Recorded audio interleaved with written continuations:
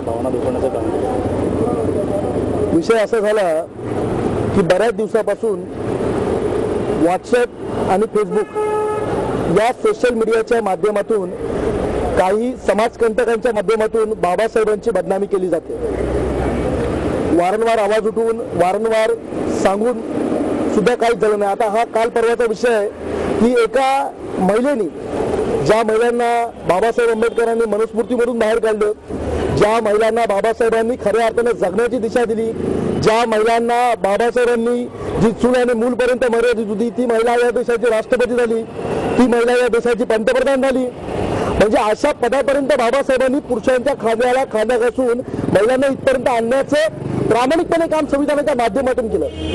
परंतु याच संविधान निर्मात्याच्या, याच महिला उद्धारकाच्या, बाबासाहेब आंबेडकरांच्या वरती अशा पद्धतीचं आक्षेपार्ह विधान करणं म्हणजे मला असं वाटतं समस्त या देशाला, समस्त महिला जातीला आणि समस्त बहुजन वर्गाला ही लागलेली कलंकाची गोष्ट आहे। हा फासलेला त्या महिलेने काळीमा आहे। त्यामुळे माझ्या संघटनेच्या वतीनं, माझ्या इतर सर्वत्र वाहतूक संघटनेच्या वतीनं, विद्यार्थी संघटनेच्या वतीनं, महिला संघटनेच्या वतीनं आम्ही एकत्रितरित्या निवेदन दिलेलं आहे सिनियर साहेबांना नौपाड्याच्या, आणि यांच्याकडे आम्ही मागणी केलेली आहे की येत्या 48 तासाच्या आतमध्ये ज्या महिलांनी बाबासाहेबांविषयी आक्षेपार्ह विधान केलं, ज्या महिलांनी या आधुनिक भारताच्या जगात, आधुनिक भारताच्या शिल्पकाराच्या विरोधात जे आक्षेपार्ह विधान केलं, तिच्यावरती तात्काळ कारवाई होऊन तिला 48 तासाच्या अटक करण्यात यावी।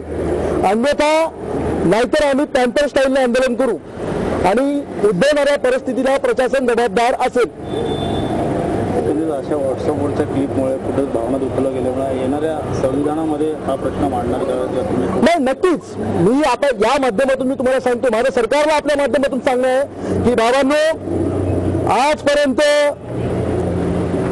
आम्हाला जेवढं सहन करायचं तेवढं आम्ही सहन केलंय, परंतु एक गोष्ट लक्षात ठेवा, आमची अस्मिता, आमचा बाप, आमचा उद्धार करता बाबासाहेब आंबेडकर, जर आमच्या बापाच्या विरोधात कोणी काय बोलेल, जर आमच्या बापाच्या विरोधात कोणी जर आक्षेपार्ह विधान करेल, तर शपथ आम्हाला आमच्या बापाची, या मातीमध्ये जर प्रशासन कुठे कमी पडत असेल तर या मातीमधून त्याला गाळाची जबाबदारी आमची असेल।